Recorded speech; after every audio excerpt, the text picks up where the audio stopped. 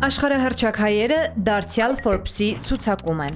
Նուբար Աֆեյանը, Շեր Սարգսյանը եւ Արտեմ Փաթափությանը ընդգրկվել են Forbes-ի ինքնուրույն հաջողության հասած 250 ամերիկացիների ցանկում։ Ձեռնարկատեր Նուբար Աֆեյանը զբաղեցրել է ցուցակի 27-րդ հորիզոնականը։ Forbes-ը նշում է, որ նա եւ իր ընտանիքը 1970-ականներին փախել են Լիբանանից եւ նոր կյանք սկսել Մոնրեալում։ Երգչուհի եւ դերասանուհի Շերը զբաղեցրել է 130-րդ հորիզոնականը։ Forbes-ի տվյալներով նա մեծացել է միայնակ մոր հետ, ապրել սուղ պայմաններում, հաճախ տեղափոխվել եւ թողել է ուսումը նախքան երաժշտական կարիերան սկսելը։ Նոբելյան մրցանակի դափնեկիր Արտեմ Փաթափությանը, որը 2021 թվականին ստացել է ֆիզիոլոգիայի կամ բժշկության Նոբելյան մրցանակ, զբաղեցրել է 207-րդ հորիզոնականը։ Forbes-ի տվյալներով նա գերի է եղել Լիբանանի քաղաքացիական պատերազմի ժամանակ, իսկ արտագաղթելուց հետո աշխատել է որպես պիցցայի առաքիչ։ Forbes-ը հայտարարել է, որ վարկանշային աղյուսակում ներառված են կենդանի ձեռնարկատերեր,